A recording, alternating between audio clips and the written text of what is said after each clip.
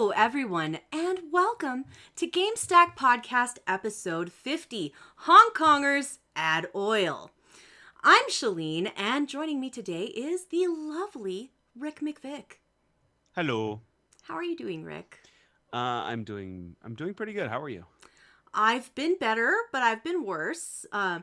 It's NyQuil Shalene again because I was Ooh, coughing pretty badly before the podcast. So prepare yourselves coughing. for NyQuil Shalene.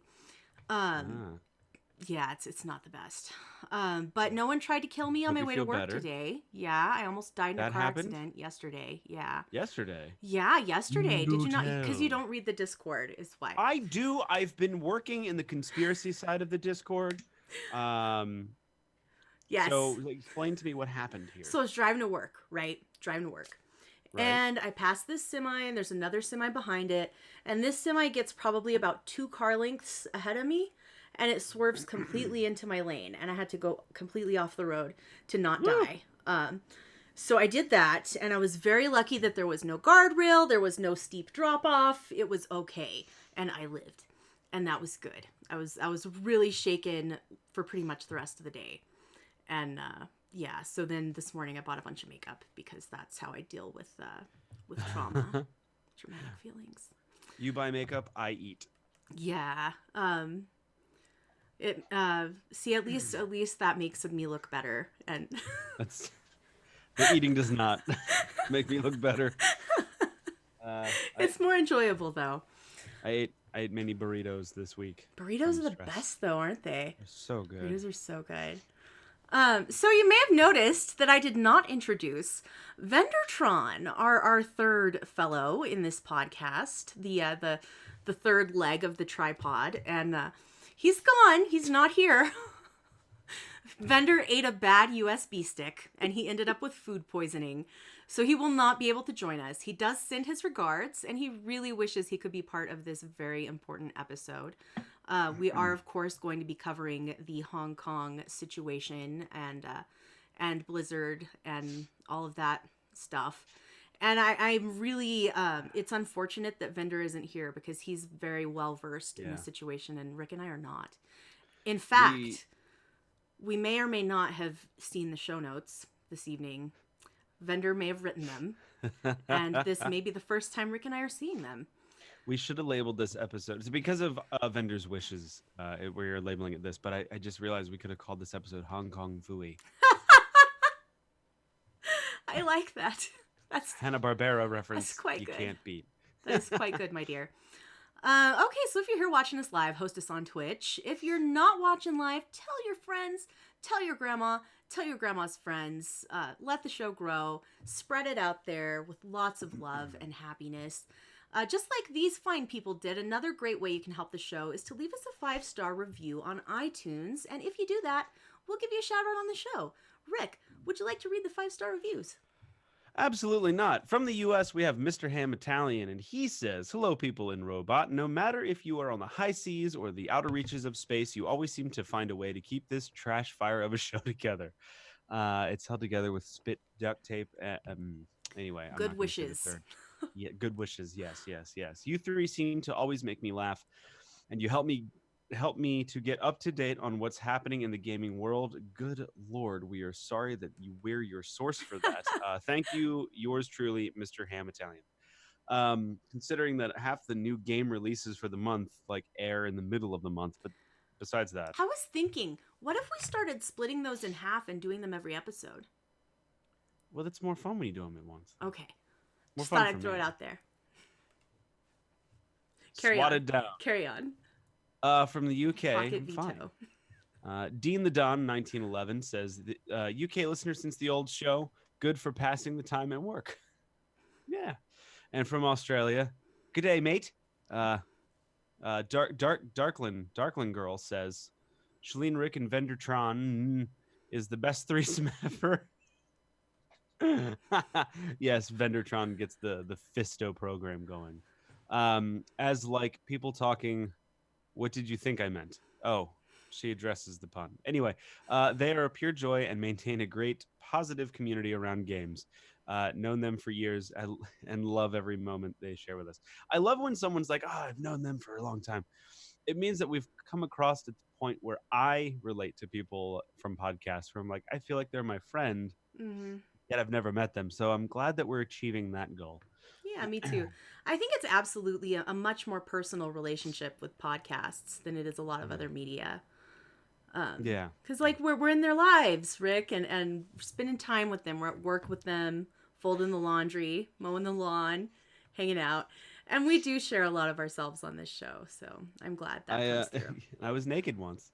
You Um were. You shared all of shared. yourself.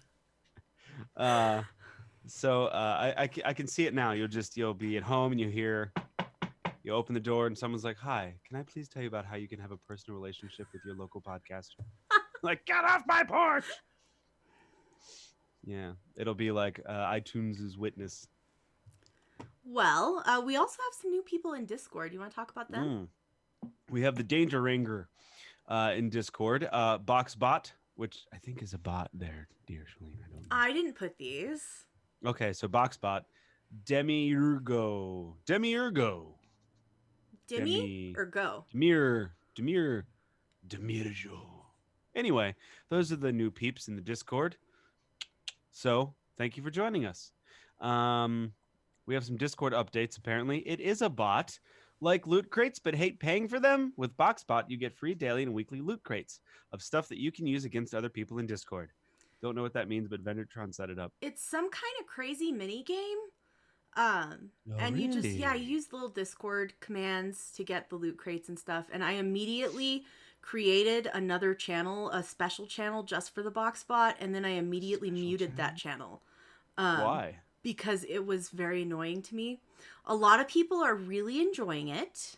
And I'm glad those people are enjoying it. But I was not enjoying it. It felt a little spammy to me. So, yeah. I put the Boxbot in a bot, but a lot of people are having a lot of fun. Maybe I'll check it out when I have more time, and maybe I'll change my feelings about the Boxbot. Sorry, I was just responding to Vendortron's in chat. Hi Vendor, how are you doing, buddy? I'm so glad he's in the chat, and thank you for writing the show. By the way, there would be no show without Vendortron. And we also, Rick, did I tell you? Vendor named the news segment. Did he? He did. This just in.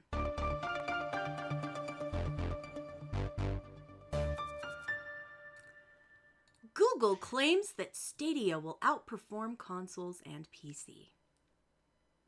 Okay, next article. Let's have a look at this. This is our first time seeing any of this. Tom's Guide, so you know it's true. Is this the same Tom from MySpace? That would be incredible.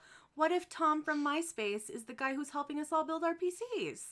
That would be magnificent. He's a good friend. He was always my top 7. Google says Stadia will outperform consoles and PCs by predicting gamers' moves. And to me, this is just crazy. They're saying that they're going to reduce latency by predicting your button presses. So the game is playing itself? Is what this sounds like to me? That sounds like it will not be esport friendly. Indeed. The article says that they think it will beat any local gaming platform with this technology.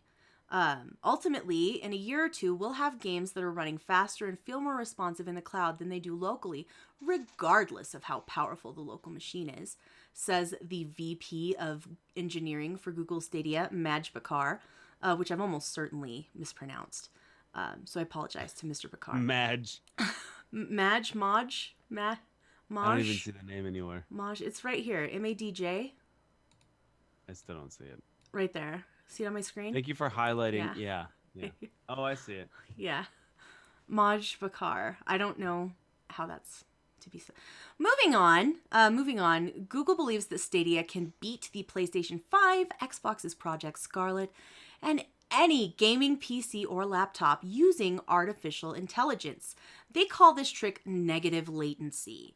So, just to have a bit of background, this article from Tom's Guide by Jesus Diaz says that input lag is one of the problems we face. The time that it takes from the moment you click the button or move your joystick to the moment that the character responds, that could be classified as controller latency. And more importantly, there is network latency. In services like Stadia, your actions will have to travel to the cloud and then back to the console. In general, this is measured in milliseconds. Anything from 20 to 100 milliseconds is acceptable. But high-end gaming requires less latency than that. And to avoid this and still enable 4K and 8K resolutions without lag, Google wants to use AI to predict what the user will click next. So that way, the server in the cloud will pre-render your action ahead of the time that you push the button, delivering those frames in advance. And I think this is just absolutely not going to work at all. This just sounds completely implausible to me.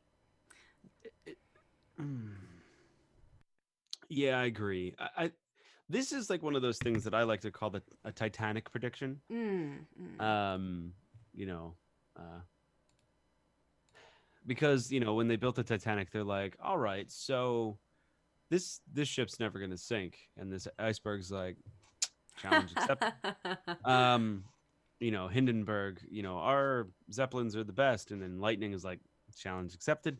So I just feel like that's what this is, and I disagree that you you can't beat local hardware. You will never ever beat local hardware with infrastructure that is always a variable.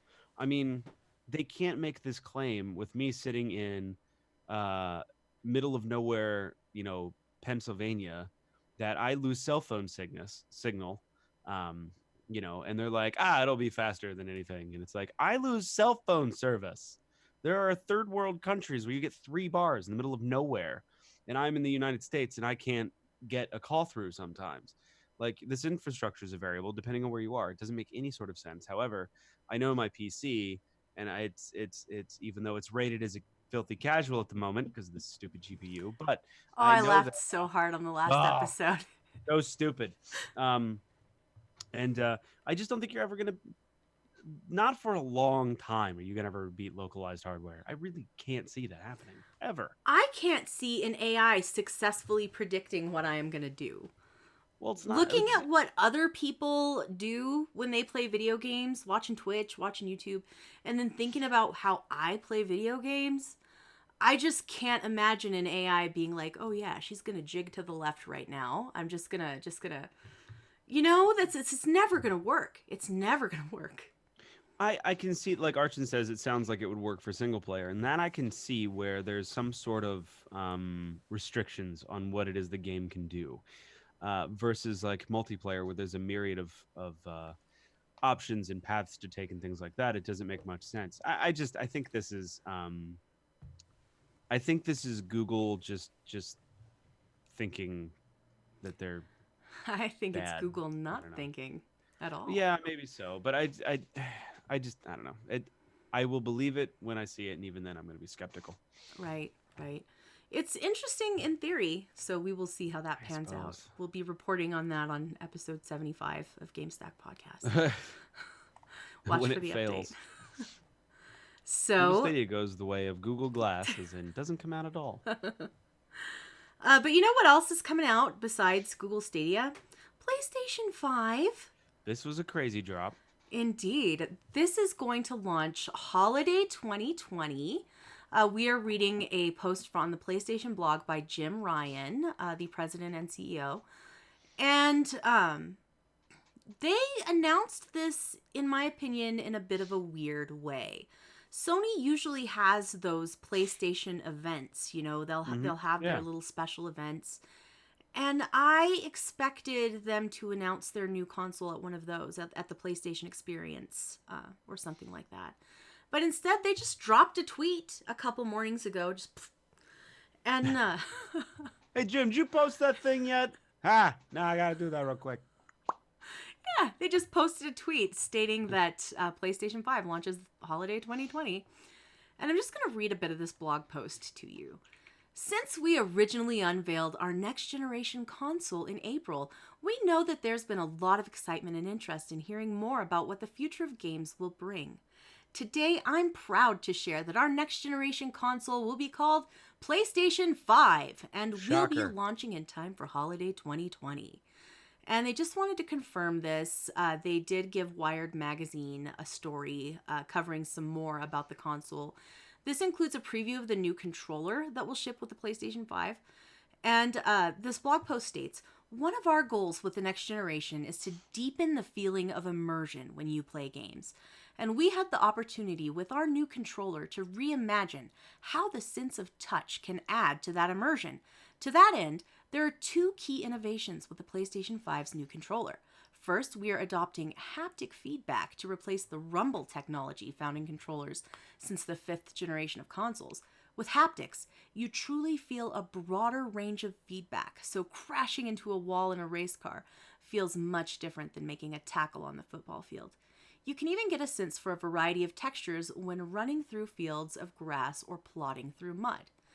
And the second innovation is something they're calling adaptive triggers, which has been incorporated into the trigger buttons L2 and R2, and developers can program the resistance of the triggers. I can think of a few people that have adaptive triggers in their personality. Oh dear. Yeah. I think that's something the Xbox is already doing, the adaptive trigger pulls. I think they have that in the Pro controller. I don't have a Pro controller, so I can't be sure. I guess we're not pros. No. Well, I know my PC isn't a pro. We're plainly not pros, bro. No, I'm just a filthy casual. We are bros, though. Bros? Bros, bro. Yeah. Bro. Bros who Bro, like bro. pros. What about... Okay, this article that Vendor posted is from QZ.com.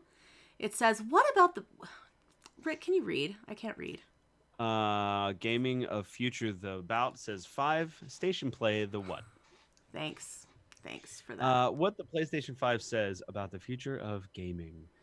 And let's see here. What did they say? The PS5 will feature a solid-state drive instead of a hard drive, which will allow for more speedier and efficient storage, which they've been doing already. Haven't they used in PlayStation 4? I think PlayStation 4, I think the Pro has got solid state. I'm not sure. I'm not a hardware expert by any means. So, yeah, there's that. It'll, obviously with an SSD, it'll load faster and things like that. They're going to go to the 4K, 8K with 120.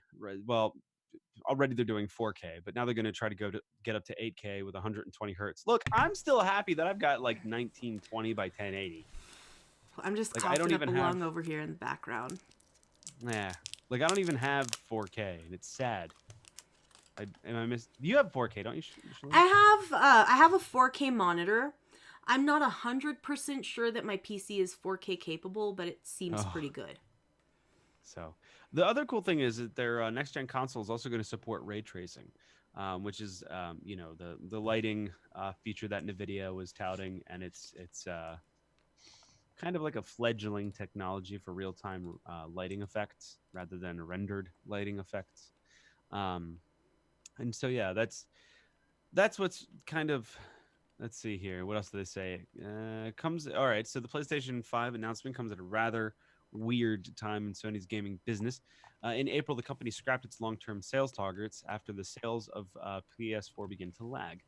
First sign of trouble for the popular system. PlayStation 4 has been a massive success for Sony, reaching a milestone of 100 million units sold this June, the fastest of any game console. According to Fortune, sales of the 6-year-old console have been even outpaced by its direct competitor, the Xbone. And it's estimated that they've sold, let's see here. They stopped disclosing its sales figures for consoles, but it's estimated to have sold at least 40 million units. But I don't really see how that competes with the 100 million units, but whatever. Yeah, it doesn't. That seems like an odd way to phrase that. Yeah, so the PlayStation destroyed Xbox this generation. Yeah, so I don't know what they're getting at. Maybe they mean just in like recent sales numbers. Oh, recent. Yeah, but that's because everybody already has a PlayStation. That's true. But yeah, I mean,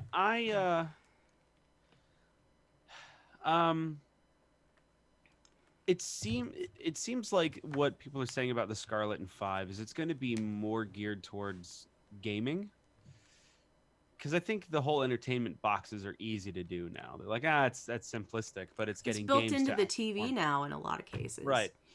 So they're like, all right, let's focus these little boxes on gaming, and especially with 8K and 120 hertz resolutions.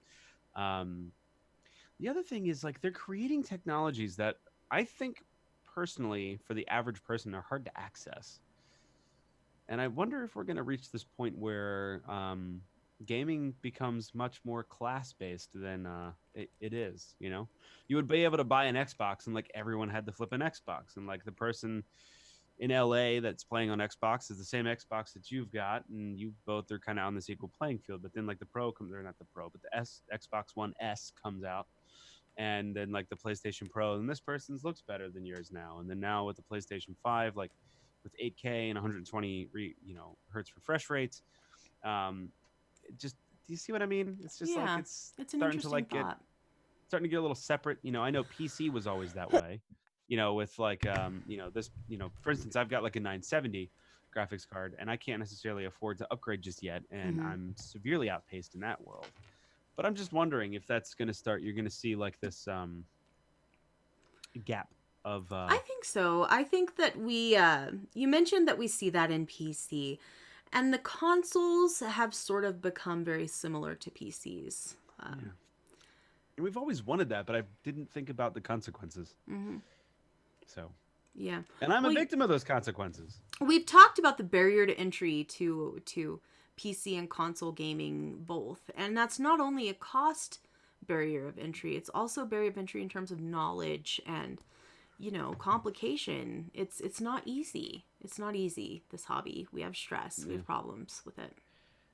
First world problems. Yeah, exactly. The firstest of world problems. The NyQuil's kicking in, fellas. So, let's get on to our big story of the evening. We're going to talk about Blizzard, and unless you've been living under a rock somewhere, or maybe somewhere where the government censors your internet, you know that yes, exactly. That California-based game company Blizzard has banned a pro esports player and confiscated his prize money after he voiced support for Hong Kong protesters. I am reading an article by Charlie Wood from the Business Insider. So, he's been banned for a year after he voiced support for Hong Kong's protesters during a post-game interview. The player is known as Blitzchung, and he's forced to forfeit his monetary prize, won't be able to compete for a year. Two esports commentators who appeared alongside him in the interview will also not work with Blizzard anymore. The player, whose real name is Chung NY, was participating in a Hearthstone Grandmasters regular season in an esports tournament. And on Sunday, the esports publication Invin Global tweeted out some footage of his post-match interview on the Taiwanese Hearthstone stream. Blizzard has deleted that footage from its official channels. And during the interview, Blitzchung appears wearing a gas mask, which he lifts up before shouting, "Liberate Hong Kong, revolution of our age," in Chinese, as verified by Polygon. I like how Polygon and this guy like verified. Yes, it's Chinese. Chinese isn't a language. No, Rick, I think they were identifying that was what he said. Oh, They were just confirming the translation. well, either way. What You're is it, still like right. Cantonese, Chinese isn't a Mandarin? language. There are multiple languages Get it spoken in right, China. Polygon and whatever Cantonese, Mandarin. But you're just being pedantic, my dear. You're just being pedantic. Watch who you're calling pedantic. You have a point. After Blitzchung said this, the two casters looked down, and it seems like they are attempting to distance themselves from his remarks. And Blitzchung later told Inman Global that it was his duty to speak out about the Hong Kong protests. And this is a quote. "As you know, there are serious protests in my country now. My call on stream was just another form of participation in the protest that I wish to grab more attention. I put so much effort into that social movement in the past few months that I sometimes couldn't focus on preparing for my Grandmaster match. I know what my action on stream means. It could cause me a lot of trouble, even my personal safety in real life. So my my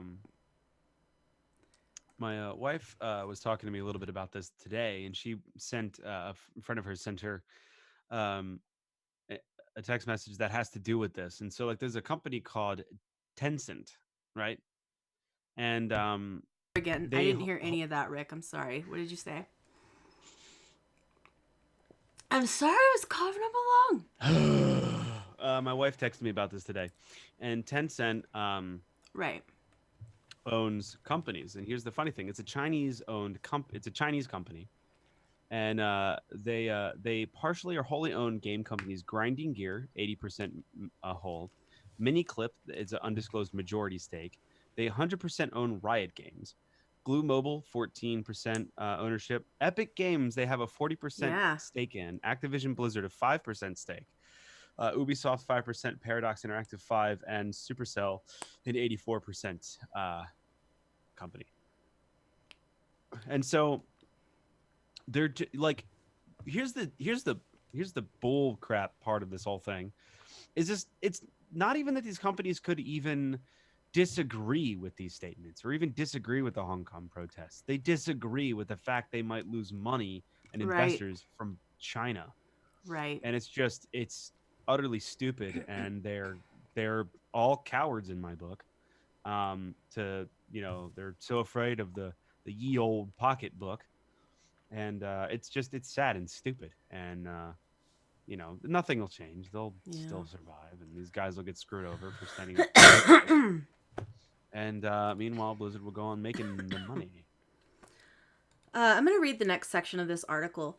Blizzard is a U.S. based company where speech is protected by the First Amendment of the U.S. Constitution, but it also operates in authoritarian China thanks to a partnership with one of its China based investors, Tencent. China issues Hey, only a certain number of game licenses a year, and US based companies often partner with game companies based in the country to access this market and grow their sales. But this can lead to a clash of values. which This always catered situation towards Chinese values. highlights the thorny trade off US based companies face when operating in China. It's a hugely profitable opportunity, but placating the Chinese government can require compromising on fundamental democratic values in ways that provoke backlash elsewhere in the world. And this goes on to tell a story about how Tencent is a partner of the NBA. And after the Houston Rockets general manager, Daryl Morley, tweeted in support of Hong Kong protesters, the NBA is facing some backlash in China as well. So stupid.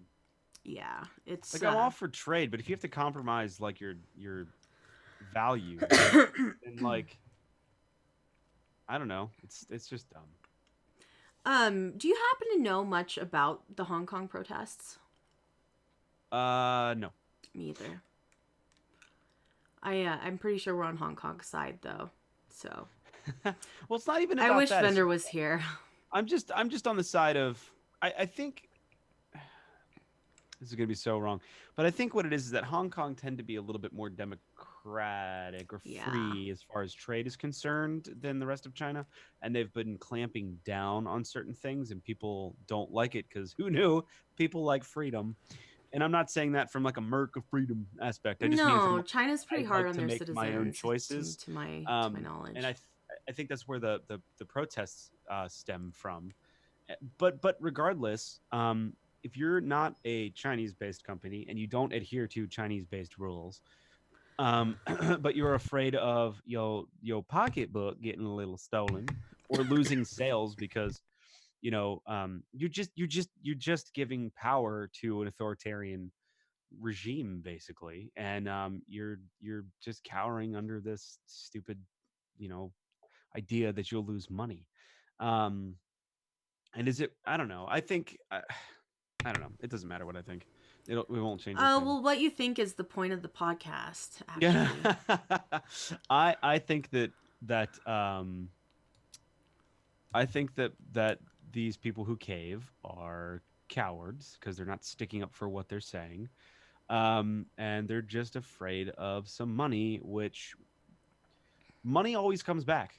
Like if you're money always comes back. You will never lose that.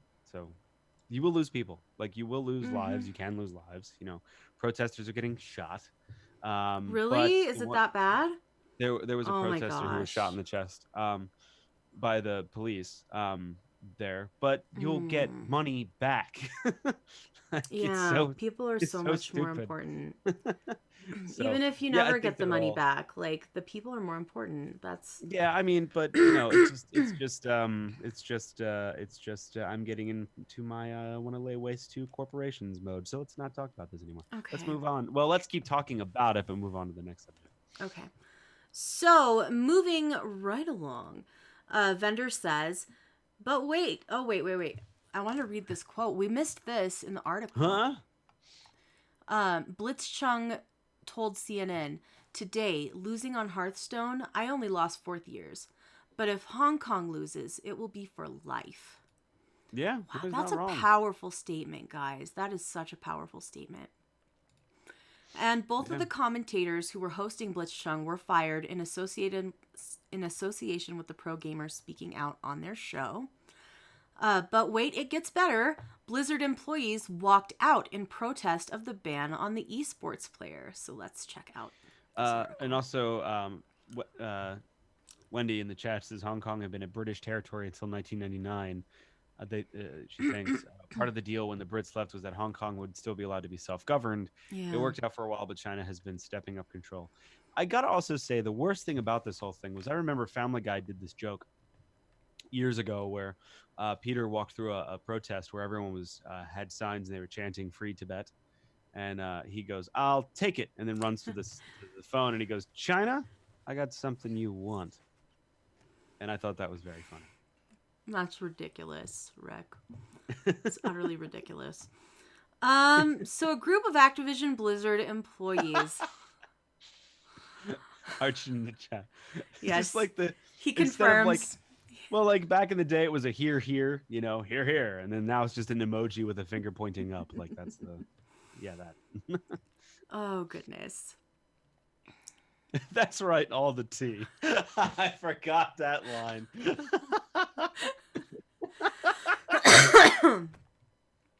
Oh, Sorry. gosh, you guys. We Anyways. promised them a special episode for episode 50, and man, Uh it's some kind of special, I guess. Um, Group of Activision Blizzard employees walked out of work on Tuesday afternoon. This is an article from the Daily Beast by Blake nice. Montgomery. And I lost my place in the article. Okay, a longtime Blizzard employee told the Daily Beast, the action Blizzard took against the player was pretty appalling, but not surprising. Blizzard makes a lot of money in China, but now the company is in this awkward position where we can't abide by our values. Another employee said, I'm disappointed. We want people all over the world to play our games, but no action like this can be made with political neutrality. These employees spoke anonymously because they were afraid of professional consequences, as they probably should have been, if Blizzard's already firing people. And protesting employees also gathered at a statue of an orc warrior who is charging into battle in this statue. And they gathered there in protest. I don't know if you saw this, but there was this. They have some words in the ground there, saying that every voice matters and some Oh, things like that. And yeah. they covered them with paper because of Blizzard's actions. Nice. I thought that was pretty awesome. Pretty Yeah. awesome. Yeah. About 20 employees were there. Some employees held umbrellas, which is a visual symbol that has been adopted by protesters in Hong Kong. Yeah, those plaques, it says, were the core values of Blizzard's company. And the protesters were papering over the ones that no longer apply, which I thought was pretty rad, actually. That's great. Yeah. Um, I yeah. mean, this is also coming from a company that we know values its players and workers over the almighty dollar, Activision Blizzard. um, like they they've always done stupid stuff. So this shouldn't really surprise us. The other thing that I wanted to ask, and I should have asked this before, the Grandmaster tournament, was that done on U.S. soil or Chinese or China Chinese. soil? Yeah. Well, see, now that makes more sense of why it was pulled, as far as it was done in China. So I'm not disagreeing with the sentiment that at all. But I was thinking at first I thought that was done in the U.S. and Blizzard freaked out like that. But it does make a little more sense on why they got so. Blizzard still, they're a But U.S. company. oh, no, I meant the stream itself, not how Blizzard reacted, but how the stream got Mhm. shut down real quick because it was on the United States' soil. But anyway, I mean I totally agree with everything that was done, and I'm like, more power to him. If I had a job for them, I would hire him, but I don't. So you're not hired, Blitzchung. Sorry. So,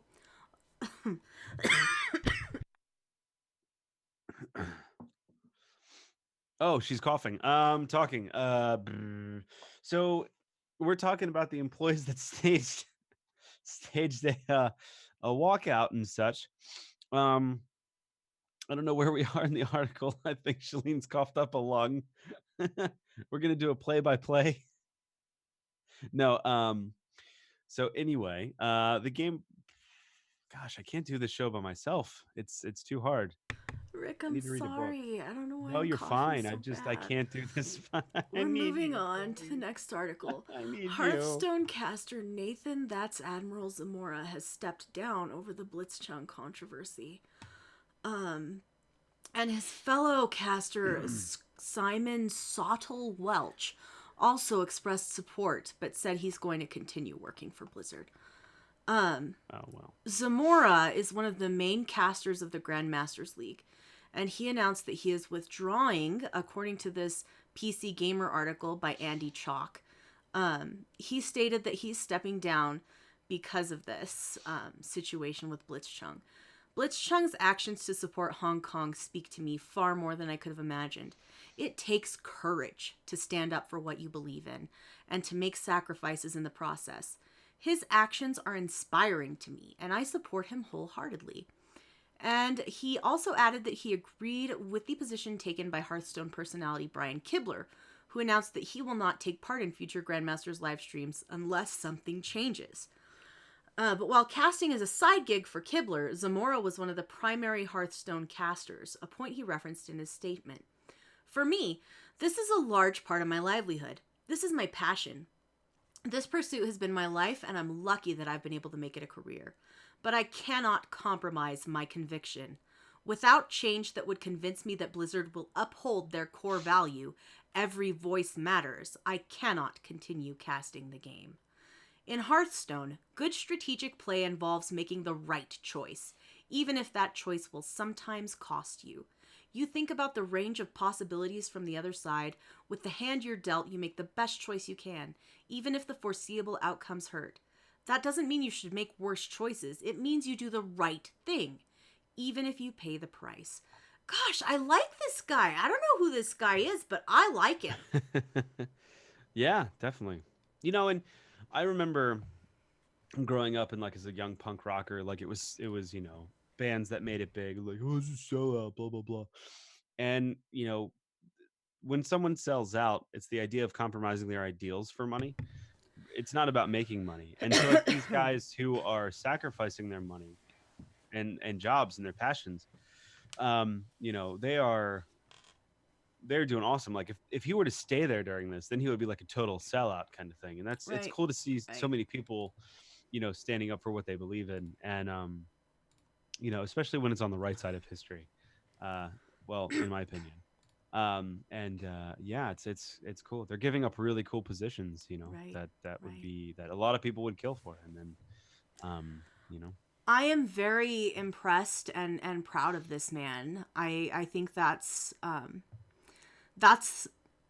the part of being American that I'm proud of, standing up for freedom no matter what it costs you. I admire that so much. So that's admirable, Nathan Zamora. That is indeed admirable. And finally, our last portion of this story Gamers across the world are uniting in the effort by deleting their Blizzard accounts and boycotting the company altogether. This is Dang. a CTV News article by Jesse Young, CNN Business, for CNN Business. American video game company Blizzard is under fire, and it describes the basics that we have already covered.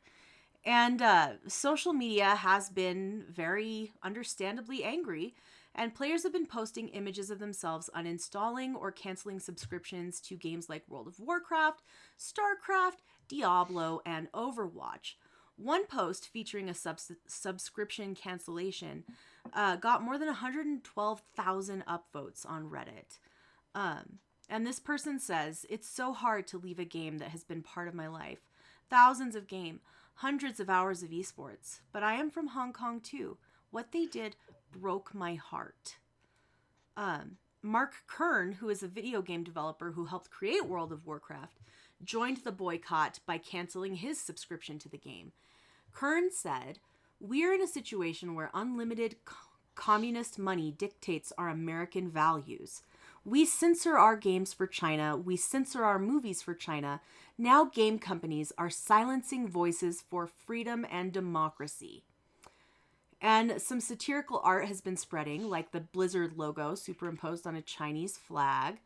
There's another one that shows a player in a Blizzard game shooting down a target, and the next one pops up on the screen reading "Eliminated Blitzchung, eliminated self-respect, eliminated credibility."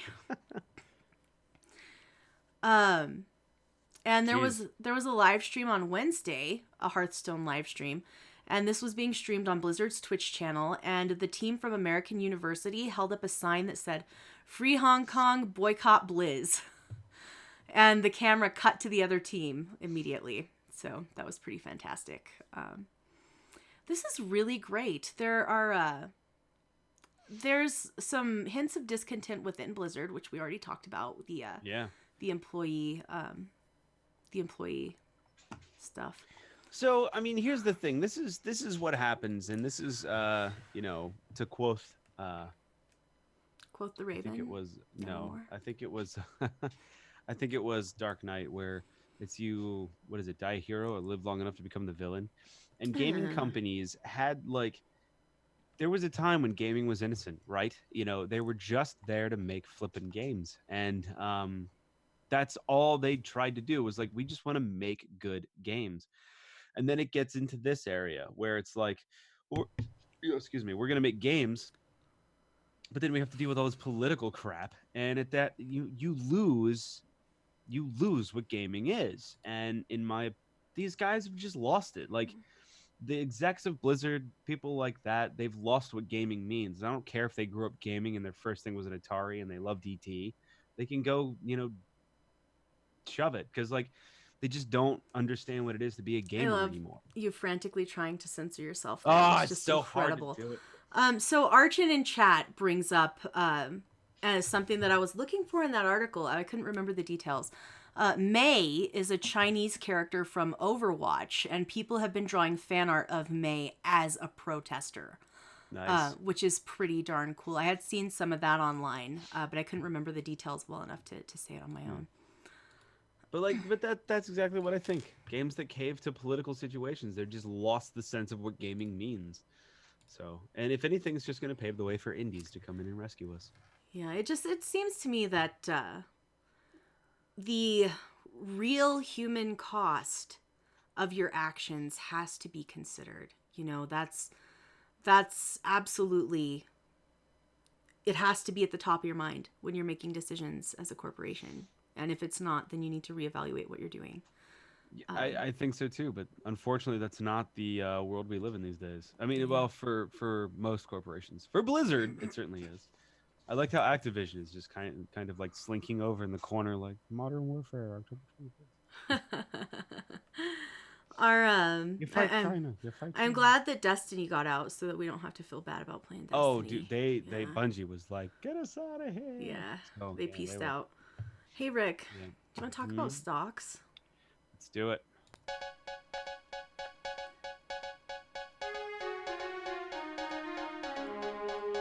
And what, Rick, is going on in the world of GameStock?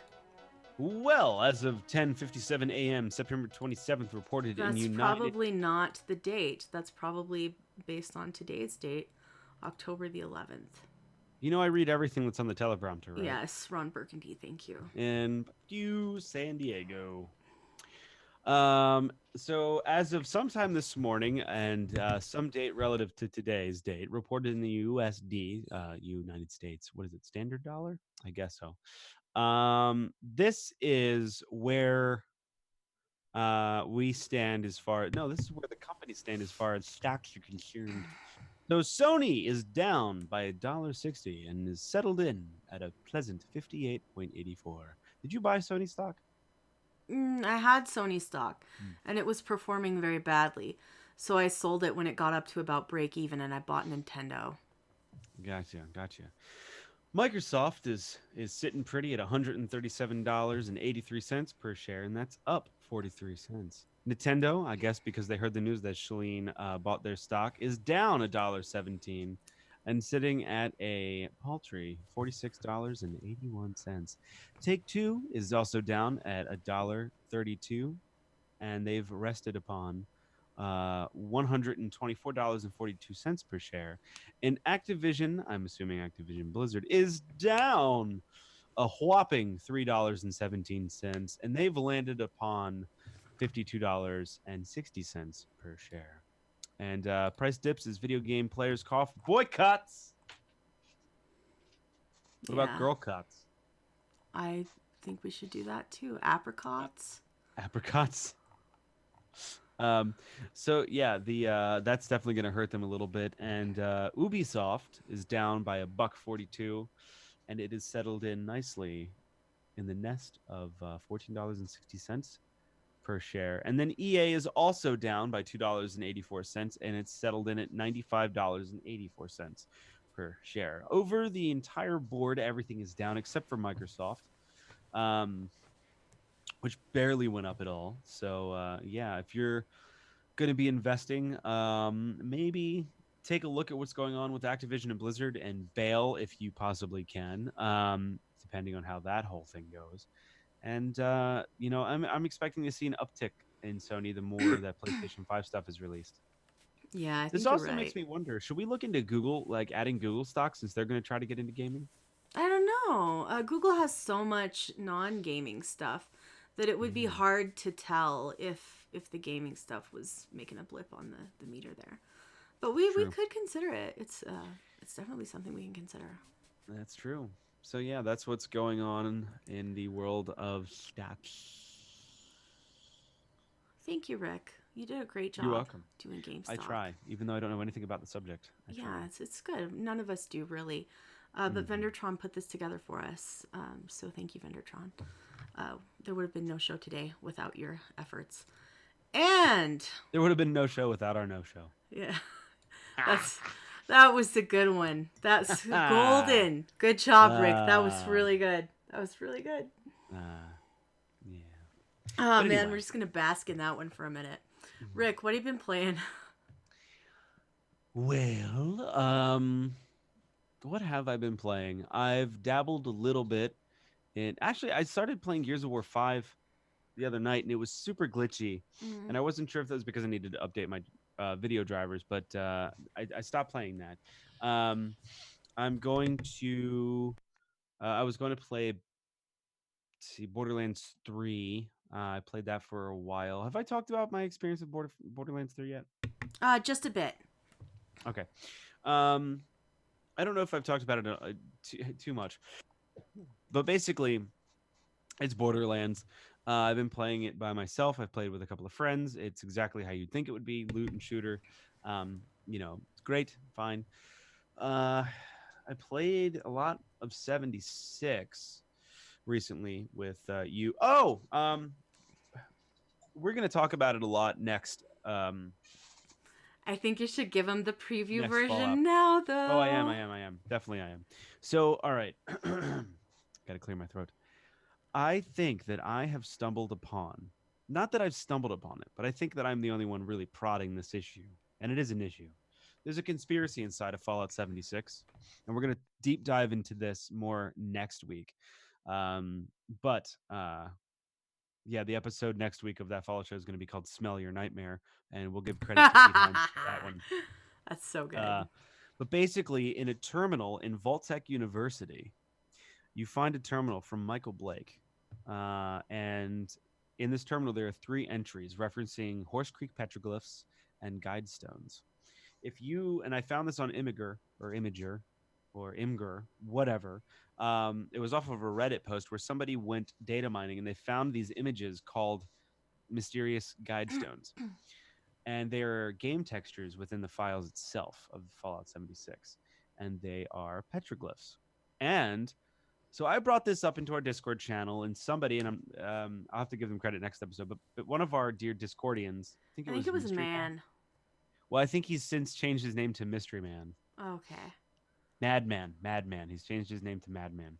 He assembled these random images into a map because some of the pictures line up with each other.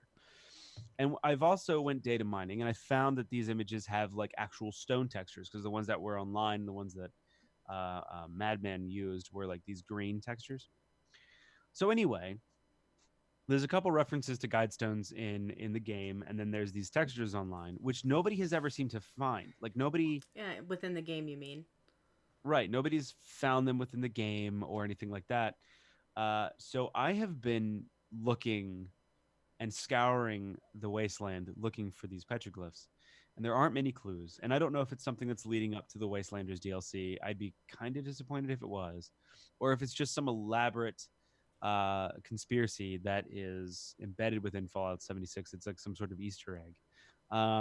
But yeah, we're gonna deep dive into this next episode. But it's consumed my week when I was able to play Fallout 76. I'd been at the studio a lot, practicing cutting vinyl, so I'd been doing that instead of playing video games because priorities. But the the time that I did spend playing Fallout 76, it was searching for these stupid petroglyphs, Mm-hmm. and also having Pete Hines call me weird, I suppose. That was so Uh, perfect. it was great. I So was not good. expecting anyone to respond, and he's like, "You should try that again." How do you know I already don't? But we'll show that picture I'm on. glad that Uncle Pete is back on Twitter. I Yeah, missed him. It yeah, wasn't the same without him. and acknowledging us Yes, that was because also nice. we need validation. We do. We crave attention, Yeah, we do. which is why we're on a podcast.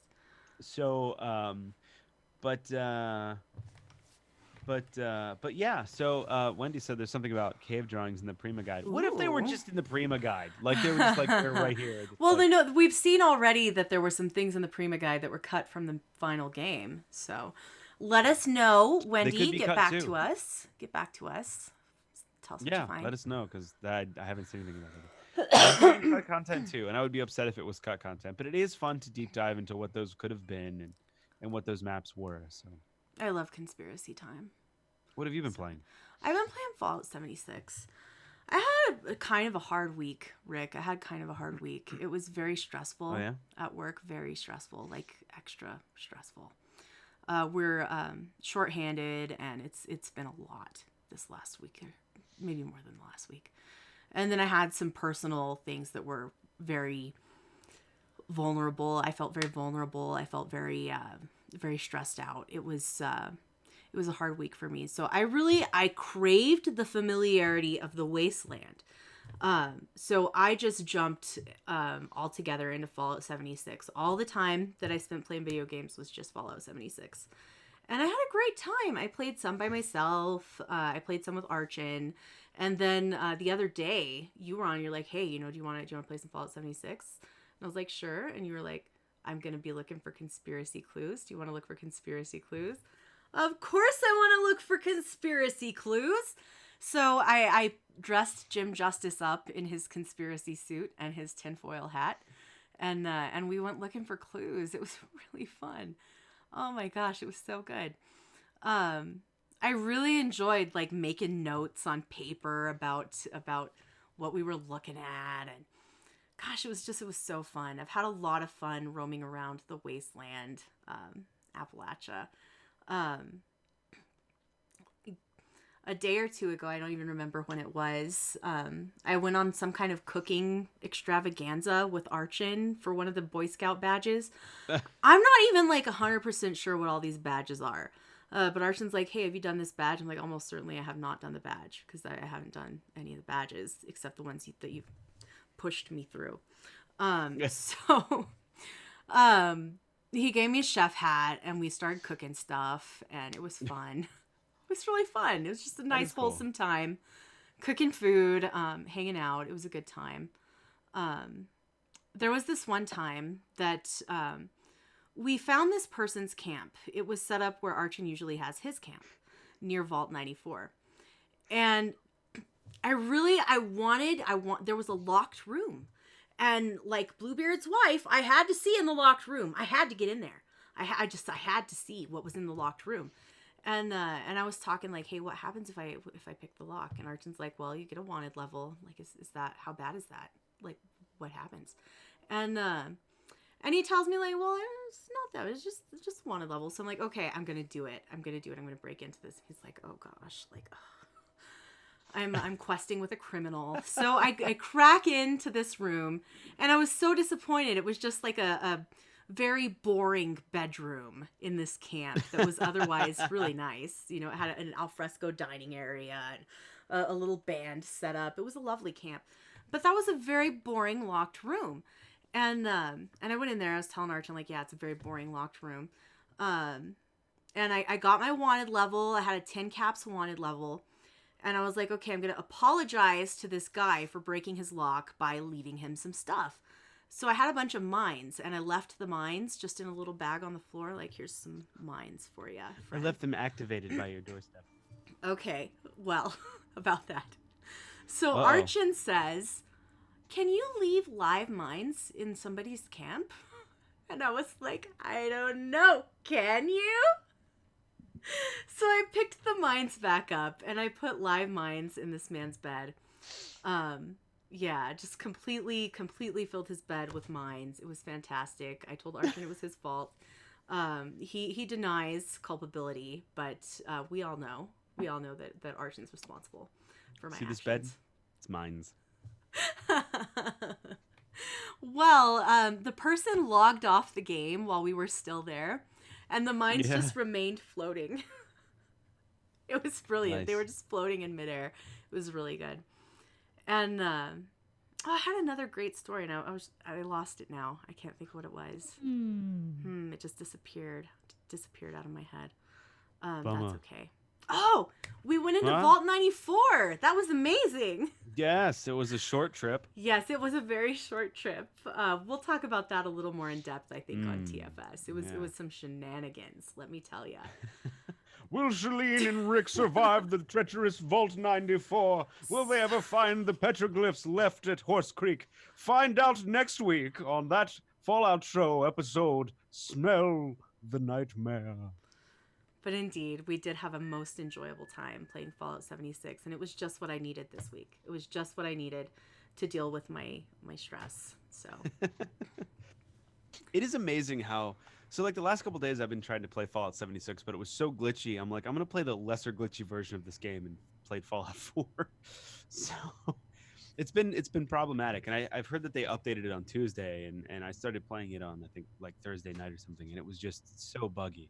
Like, icons not showing up, you know, quests not being there. It was just a pain. So I couldn't deal with it. Hey, Rick. That's all. Read the email.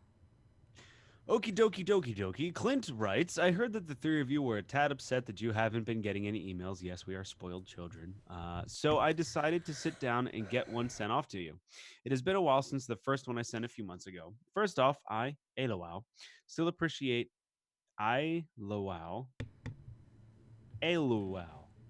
Still appreciate all the information you guys hand out to us. Very informative, even if it does tend to rain kittens once in a while. Still very funny. There have been games like Doki Doki Literature Club that if you had not mentioned them, I would not have known of the games nor gotten the chance to play such a great game. I do not always get the chance to be online for the Twitch stream, but I always try to go back and listen to the podcast later, as I'm usually in the Discord channel. Thank you for the work that you guys do. Keep it up and keep going strong. Have a good one. And the funny thing is I do. I That's love this and touching. appreciate this. But when people tell us that we're informative, I feel bad for them. how many of you don't read the news ever? Oh my It's gosh. But surprising. to be fair, Rick, we didn't even read our own news this week. Like Yeah, well, we I had no know. idea It's what was just going on. I guess I just figured that I'm the worst of humanity and people are just better at being humans than I am. So I just when Well, people are like, almost "No, I'm right certainly, there but with you you, are bud." very charming. You're a charismatic fellow, Rick. No, don't do Oh. tell, do tell. No, I just I genuinely think that like I'm not good at adulting and other people are better. And then when people are like, "No, we're as bad as you are at Yeah, the adulting." idea that other people are better than you at being a person is a fallacy that everyone shares. I guess Nobody's so. better than anyone else. We're all just doing the best we can, just Uh trash I don't know, firing man. our way through life. Keanu is just better than the rest of us. That's true. That's Do you true. want me to take the second email or do you want to do it? I think I'll read this Okie dokie. one. Tibor says, "Hey, Shalene, Rick, Vendor, Archin, Joseph, and all you nice people. I decided to write in about a topic that came to my mind lately, as you mentioned the return of the old school Aladdin Lion King games. Reminded me of games from my childhood and school years that really stopped me from studying, and really just the topic sent me down on memory lane. Those are not remembered by fame, but impact on my gaming career. These thoughts really reflect the availability of games in my area and my budget I had for gaming gear at the time, so I won't mention exact years.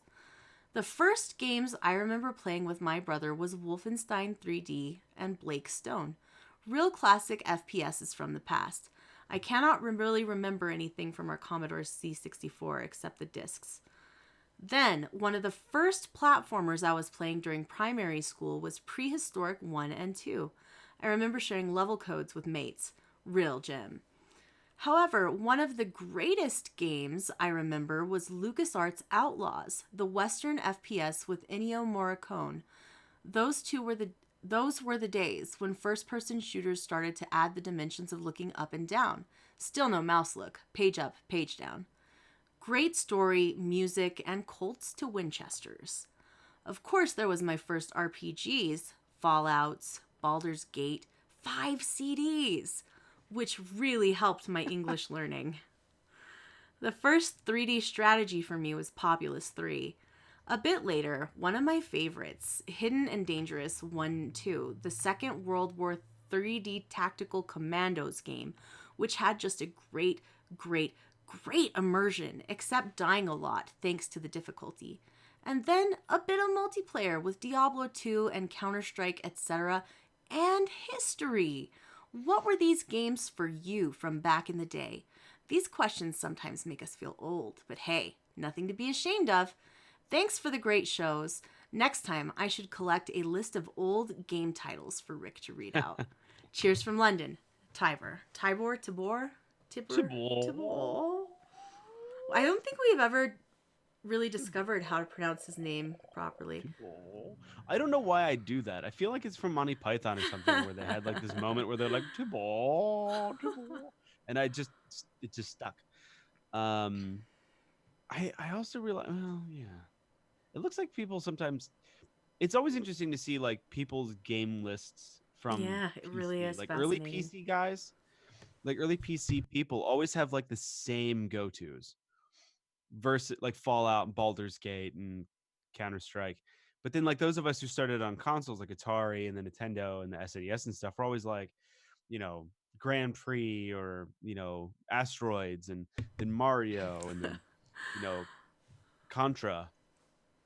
It's like people who started on consoles always have the same lineage, but then people who started on PC also have the same lineage. Yeah, But it's it's different from the interesting. console line. But I remember the first game that really took me by surprise was GoldenEye. And that was a lot of people's like mind explodey moments. That's So, great.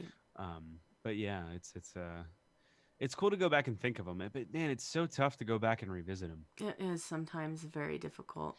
I feel Yeah. like some of the earlier 3D games don't hold up super well as No, well. they don't. And it's like you go back and you find an old crush you used to date in high school, and it's like 30 years later, and they've degraded a bit. Yeah. missing a few teeth, and you're like, just should have left you as a Yeah. memory. My Um, high school crush looks exactly the same as he used to look, actually. oh Like, it's well, actually a little creepy. Like, he's a vampire. He doesn't age. Yeah, it's weird. oh, but like for instance, the Shadows of the Empire for the N64 does not hold up at all. At all does it not hold up. But there are a few games that do. Super Mario 64 holds up pretty well, actually. Yeah, it does. It does. Yeah. What about you? Let's see. Perfect Dark was pretty revelatory for me.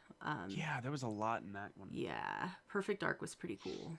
Um, I also liked that it starred a lady protagonist. Big fan of that. Yeah, It was one of the yeah. earlier games to do that. So really enjoyed Perfect Dark. Let's see if you want to go a little farther back. I remember um on the Atari playing Combat with my brother. I think it was called Combat. Where there were several different modes. You could do tank versus tank or Yeah. And yeah. did the bullets ricochet around the Yeah. arena? Mm-hmm. Yeah, I had that. I had that cartridge. I remember playing that with my brother. And also Frogger was a Mm-hmm. formative game for me. I remember So good. I just thought it was hilarious to splat the frog. I thought it was just the height of comedy to splat that little frog.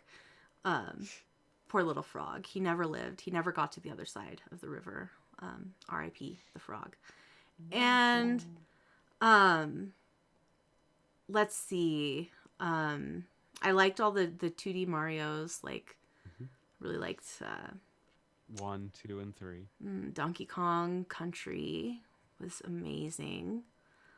Super Metroid and the original Metroid. The original Metroid was very important to me. I That never played was those. they're good. They hold up. They hold up. I was playing Super Metroid the other day on the Switch, and it holds up. It's still excellent. Still plays really well. So Do you remember the original Duke Nukem side scroller? there was a side-scrolling Duke Nukem. Yeah, there Don't remember was. that. Yeah, it was like MS DOS Oh Duke wow. Nukem. Yeah, I remember playing that at a. So like I always had consoles, and I went over to a friend's house who was like in. So like it's so funny. You can always draw these like delineations. I don't know if that's the right word, but Yeah, it that's a feels good right. word. Where like so I had Lego and I had consoles, and I had like this sort of frame of reference. I in my books were like I didn't have books. And so, like a friend of mine, you would go over his house, and he was like into like Lord of the Rings and like fantasy books, and he had Connects, and then he had a PC. Like you had like these two avenues you'd pick as a kid, like the typical like kid who's probably going to grow up to be like a pothead stoner, and like the smart kid who grew up with like the PC and like the fantasy novels and stuff. It'll probably be the engineer. And you know, when I went over his house and played PC for the first time and playing these side scroller Duke Nukem games, I'm like, this is the coolest thing ever, because I didn't know anything else other than like my console. And playing all these other PC Command and Conquer and StarCraft, I think is a RTS, Mm-hmm. type game, and Sims, playing Sims and Civilization and not having these on console. I was like, no wonder PC kids are smarter. Yeah. They have strategy games. I have to jump on a Civilization was horse so move. good. But it is funny to like look at these two pathways of if you grew up with one or the other, you kind of fall in a Mm-hmm. similar avenue. So yeah, Huh. good email. We need to do another retro show. It's been a long time since we've done a retro episode. Did Um, we? We did one. Yeah. we've done those now and again. We used to do them a lot more, but I feel like it's time to maybe maybe let's review some games from the '90s or something. It would be a good time. Yeah. But we're planning the show on the show, which is Mm, something we do we like to do do. often. But I think we're done with this show, unless you had something else you wanted to add. Yeah. Let's lock it up and throw Stick a away the fork in key. it. It's done. But listen to that Fallout show next week to find out the news about our intrepid heroes, Rick and Shalene, and whether or not they survived Vault 94. Spoilers, they didn't. And Hey. email us at info@wejustlovegames.com. Info@wejustlovegames.com. And we will read your email just like we read these two today. We love the emails. This is one of my favorite segments of the show. Find us on Twitter. We Just Love Games. I am Shalene L, Shalinel. Rick is Rick McVick. Vendertron is Vendertron N, and you should all go tweet at Vendertron to feel better and thank him for writing the podcast today. Find us on Facebook at facebook.com/We Just Love Games. Join our group at facebook.com/groups/We Just Love Games. And join the Discord. The Discord is probably our most interactive social platform. I feel like I'm on the Discord basically all day. You know, I have it on in the background while I'm working at work, and I'll pop in there, take a break, check out what's going on Discord, say hello to everybody. I really like it. Join us as we record the show live at 6:30 p.m. Mountain Time, 8:30 p.m. Eastern Time on twitch.tv/We Just Love Games, twitch.tv/We Just Love Games. Find us on YouTube, iTunes, Stitcher Radio, iHeartRadio, Spotify, wherever podcasts are given away. And like, subscribe, review the show. We appreciate it. We appreciate you. Thank you for listening. We love you. Rick, do you have a last word? One woman and one man might have been okay in your grandmother's day, but who wants to marry your grandmother? Not even your grandfather.